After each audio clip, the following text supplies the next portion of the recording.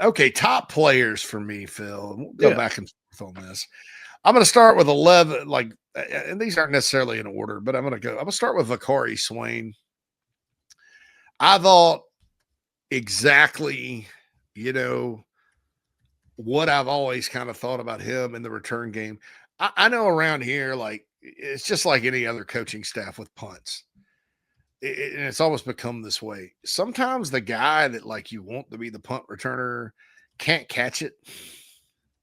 I remember Jam Williams when he was here under Muschamp. Put that guy. Why don't you put that guy punt return? Well, he struggled catching it. So you would rather just have a guy that catches it and doesn't fumble than a guy that can either fumble or break it, take it to the house.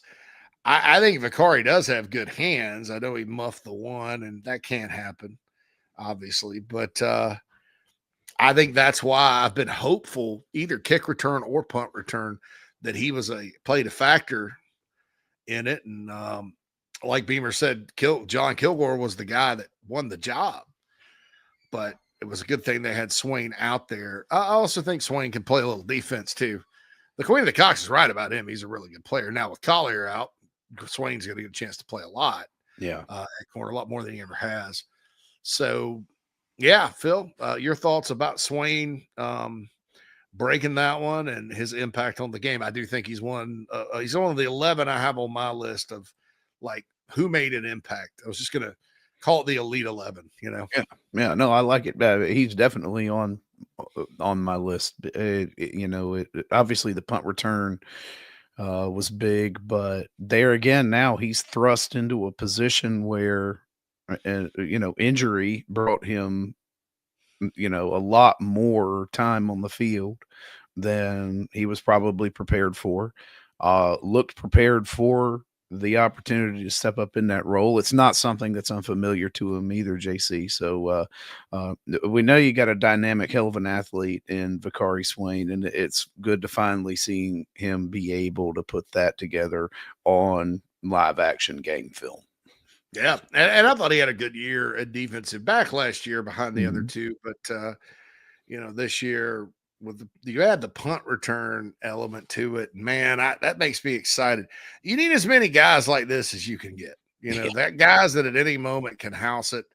And it's certainly, again, you have to catch the ball. Clinton, the Nana Sports chat box, says Vicari looked up a little early on his muff. I think he did. I agree with you there. So don't look up early, Vicari, but like in Dumb and Dumber, you totally redeemed yourself. Right. Yeah. With that one. Hey, but that weaving and spinning through traffic, I can promise you you're not only going to see that on special teams. There's going to be an opportunity this season or more where Vicari gets a pick one off, and we'll be watching him bob and weave his way through the traffic, hopefully to the house. He is a pick six candidate. Yeah, man. That's true. That's true. Yeah, and Tri-State says he was a little nervous about him transferring in the spring. A lot of people were. That Colorado homer that runs the transfer portal account put that out there. And you think, Colorado was his number 2 team coming out, Dion and all that. And so I couldn't completely dismiss it, but everybody at Carolina was like, no, he's not going anywhere. He publicly told John Whittle, I'm not going anywhere. He survived the academic SU after missing the spring, worked his butt off to get back in the good graces. And look at that first game impact. And it's good to see got things like that for players. And Vicari's still relatively young. He's in his 3rd year, redshirt sophomore. But, dude, this is his time to get out there and make things happen. I mean, he was a highly rated recruit out of Carrollton, Georgia, a place Carolina doesn't always recruit that well, and made some things happen. And, dude, I'm telling you, that guy, you keep doing stuff like that. I'm not saying – I don't know if he'll break another punt return for a touchdown this year, Phil. No, yeah. I'm saying that just having that weapon back there is good. And now with Collier out, his ability at corner is going to really come into focus. So yeah, somebody asked him, was like, what do you expect moving forward? And it wasn't his answer, but my immediate answer was, well, they're probably not going to kick it to me. Yeah. and you don't now. It's like now you don't want to kick it to that guy. The other part of that I mentioned this on coffee this morning and in my notes. This is the third time I've the Beamer mentioned it too. The punt block / return team. Oh my. That's a unit, dude. Yeah, I mean, dude. that's a spot that, like, for the first game, if I had to circle a special teams unit that I thought, these guys, that this could be interesting this year, because they came very close to blocking like a couple of punts. Yeah. Virginia Tech has really good special teams, obviously. Brent Pry coached for Frank Beamer. I mean, they're good on special teams. Yeah, Their you're not going to kicker is overlook that. Yeah. Yeah. Both kickers are from Spartanburg High School. When they How rolled about Joyce out there, I was like, wow. My dad's up there going, Vikings, baby, Vikings. Yeah, that's right. Kickers, baby. Spartan High. But anyway, that was that block / return team. That looks like they got a lot of guys that just love to play on it. Yeah. You watch, man. That's going to be that's good, because now, what if you're a punter? Mm-hmm. And what this causes is, if you're kind of like, you just play a team that has a normal punt block return. Okay, we're in punt this, we're doing this, and we call it, you punt it, and whatever. Uneventful. But if you're like, my God, these guys, like, they had a return. We got to worry about this. We got to worry about number 4 back there. We got to worry about these guys coming off the edge. We got to worry about this, that, and the other. What are we going to do? Maybe we roll the punter out and do it rugby style. What are we going to do? That affects the other team mentally, as far as they're coaching that all week, going, all right, we got to do something a little different here, because this guy may house it on us and blah, blah, blah. And then sometimes that causes Phil drop snaps, fumbled snaps, ill-advised fakes. I mean, there's a lot. Yeah. Watching that would make you rethink that fake stuff, man, because those guys are blowing through the line. I mean, they are back there quick, and it's not just like 2. There's 4 guys back there that will lunch. Could not stop that. Yeah, Clint says, I mentioned Clint already. But that's just gonna, the punters and punt teams that face Carolina they have to put in some extra work, and that's what you want. Yep. And it wasn't just because of the return. I mean, it was also because, hey, they were an ant's butt away from blocking a couple of kicks. Yeah. And they got some ballers. So Brandon Cece is my next guy. Yeah. And before I forget, Clint says, Nana Sports Chat Box, Harbor making that tackle on the punt team. That was impressive. He came barreling down there and just knocked the guy to next week. That's a very physical play, Phil, by Nick Harbor. I love to see him play physical. It's amazing. Yeah, for a wide receiver. Yeah. Wide receivers playing this physical out on the football field. That's just how it's supposed to go, Phil. Nicholas Harbor. Yeah, look over here. We're all scared of Nick Harbor being the gunner, and nobody's going to be paying attention when Mason Love pulls at one time, rolls out to his right, and what do you know? Oh, he's gone. The leg of destiny. There's an Olympian free running down the side of the field. Yeah, dude, that's crazy. Lots to be kind of excited about special teams wise. Brandon Cece is my next guy. I mean, just a player like. Sometimes you hear about guys in practice and you hear about them enough, they kind of become no-brainers. And then sometimes the opener, you're like, well, where was all the jazz about this guy about? Right. And then game 2 or 3, you're like, oh, okay, that's what it is. The debut, it's a 1-game sample size. We've all waited hundreds of days to see, so we overanalyze it. But Brandon Cece played exactly like I expected him to. All over the field, active, good in coverage, quick hands, tough, physical player. I thought Brandon Cece was really good. Yeah, I agree. I like the ability he has. That speed is obvious, is the first thing that jumps off the page. Got to get his head turned around. Got to play the ball a bit more, Mr. Cece. That was that would be the only thing. And maybe it just. I'm not sure what happens there, but to me, it just felt like, in my layman's point of view, you got to turn around. At Turn least try. around. Although he had 2 pass defense, which, I mean, PD stat is not always the easiest one to get. A, you have to be targeted, and B, you have to be successful in not allowing the catch and not just an overthrow or something like that. So, given the Yep. opportunity, he had 2 pass defended, and I'll take that. One quick update from the presser, JC. Sure. Jared Brown and Michael Smith, Beamer said, were little bit limited leading into Virginia Tech. So not just Michael Smith, but also Jared Brown was one of the reasons why we did not see 14 out there as much as we could have. I hate it for him because of Me too, injury. man. Mm-hmm. Michael Smith missed the spring. I mean, he's got man, and he pretty much all of his freshman year until the end, he was relatively healthy and available. Yeah. He did catch a pass. I was like, there you go. I guess Michael Smith's playing, and then we didn't see him again. So they need him back. They need him back. And they need Jared Brown back too. I think just because he's an explosive playmaker. Nick Barrett is my next guy. I thought Nick played really, really well. I know Gabriel Brown Lodindi graded out at 99, 89, whatever, PFF. By the way, the PFF guy that's been talking smack, I found something out about him very interesting on social media. I'm going to talk about that last segment. But PFF graded out Brown Lodindi pretty high. I thought the D tackles held up. I did. Now, Preston noticed Monkel Goodwine got a little, I guess, a little bit winded at some point. And I agree with that. Yeah. But Monkel played like a whole lot more snaps than the other two. Yeah, he was out there a lot. Like 56 snaps. Yeah, so I get that.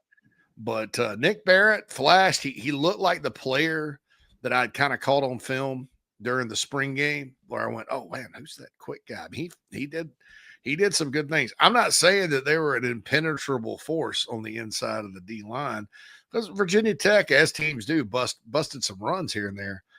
But I couldn't have been more happy for a first game with the D tackles. And a lot of that was because of Nick Barrett and his game out there.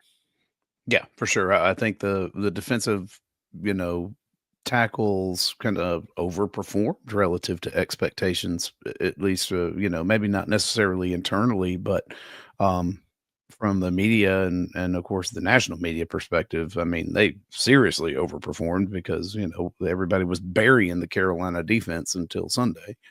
Yeah. But yeah, I mean, look, it was good to see the rotation there.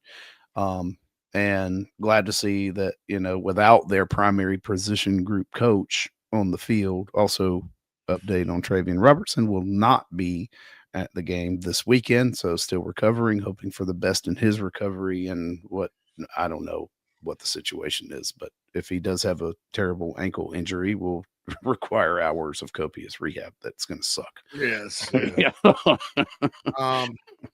Yeah, I think so. And Jordan Dove did a good job with the rotation. Yeah. Oh, yeah. I think it made sense. The guys played hard. Need to get Travian back, obviously, because as you go through the journey of the season, you need your coach, right? But I thought if there was some gigantic drop off there, those guys probably wouldn't have played very well, and you'd sit there and scratch your head about the rotation, right? But Nick Barrett, to me, I'm going to go ahead and name him because I thought he played well and made some good plays. Clint mentions Troy Pikes flashed as well. Yeah, Troy's going to be a good player. It's just a different group of D tackles than last year because, TJ Sanders was so good and downright unblockable at times. And then Tonka was elite athlete on the inside. Both those guys were smaller than the guys they have now, though. I mean, they were smaller guys. So it's more of a quick, twitchy kind of deal. But I thought Nick Barrett looked good. Next guy up, Donovan Murph. Taking, the drop, true freshman. It's going to happen. I guarantee you Donovan Murph has very, very good hands. But I thought the slant was good. And I thought, Phil, too, that he blocked pretty well downfield. I mean, he may have missed one or two that I didn't see, but on some of those plays, he's down there blocking and competing for a guy that should still be a senior in high school. That's kind of the hard part Yeah. is blocking down the field, but he played tough, looked like he belonged. Yeah, it sure did. I was not surprised to see him kind of get the nod as, one of the freshmen that got to go in there in the opener and not just in, towards the end of the game. I mean, we saw Murph, a little early too, and they're trying to get the ball to him. So obviously you got a dynamic playmaker there and a very young. Is Donovan Murph 17? Do we get to start this now? How old is Donovan Murph? No, he's I think he's 18. Yeah, that's right. He's just I don't know for sure though. Yeah. But yeah, like I said earlier, man, I was impressed from, what we did see out of him and look forward to him continuing to grow. Lenor Sellers' numbers were not remarkable, but I think he had enough highlights to where the national conversation, which is important when you're talking about a Heisman Trophy, but that's an individual thing, and we cover the team here. Of course, we'd all love to see Lenoris win the Heisman. His odds are now number 2 in America, according to Vegas, behind Garrett Nussmeier. But it looks like everybody out there was impressed. Josh Pate says South Carolina may have the best offensive and defensive players in the SEC with Stewart and Sellers.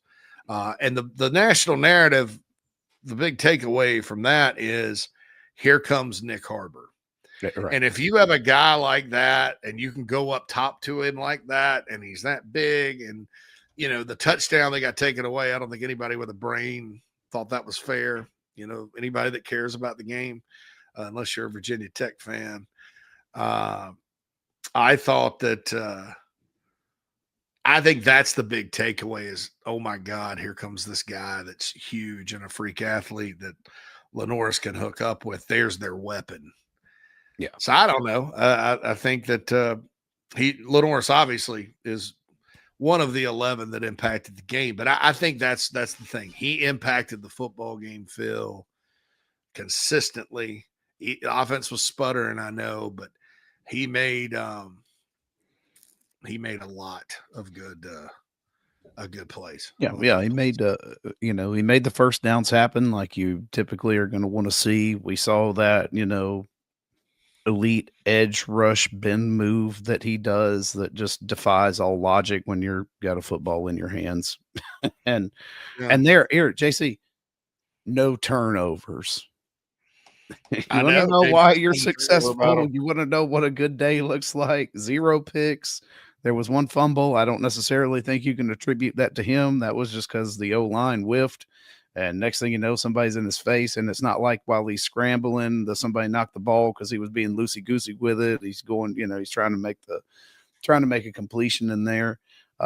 Didn't cost you though, because you got it back. So yeah, I was impressed with Lenor Sellers. I think in a weekend that had a lot of hype for a lot of big names heading into it, there were 2 in my mind that looked the part, and Lenor Sellers being one of those. You can just tell, like, this dude is it, right? He's exciting. He makes decisions. I was happy to see, even with, trying to get the ball downfield. He hits Nick Harbor, like you said. I mean, now it's everybody's got to worry that he's not just a freak athlete anymore, but that he will burn your team's ass and get down into the damn end zone. And then Nussmeier being the other one. I think Nussmeier and Sellers are the only 2 of these Heisman hyped candidates who held up their end of the deal in week 1. So now you've just put yourself a little farther ahead of everybody else. I'll tell you one thing that will help Lenoris, a key stat here. I'll get to the stats here in a second. There are some stats. No turnovers was a stat I wrote down. I thought that was awesome. They won the turnover battle 2-0. That usually helps. But there's some other things that could help him stats-wise. Yeah. Dylan Stewart obviously got held a lot in this game. Still produced. It was a good day for him. Finally got home on a sack on the pick by Fred Johnson. Phil, he did get pressure. I thought, as Beamer said in the post game, last year's Dylan Stewart may have gotten frustrated. Let it get to him that he kept being chipped and held and all that. I have photographic evidence of a holding call that was not made. I don't think there was a holding call the whole game, was there? I was trying to think, because maybe there was one. I that up.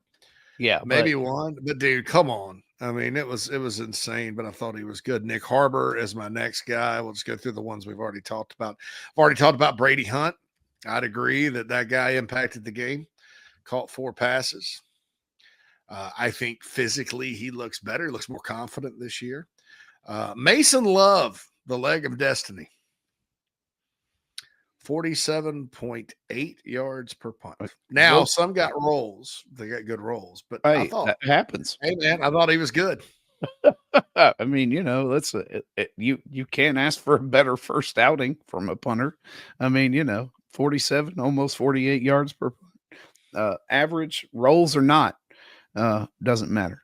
Because that's the way it is. Because if it bounces the other way, then it's less. But it didn't ever bounce the other way. They almost all bounced in the same direction they were kicked. They did. Which, I'm like, I just didn't believe it.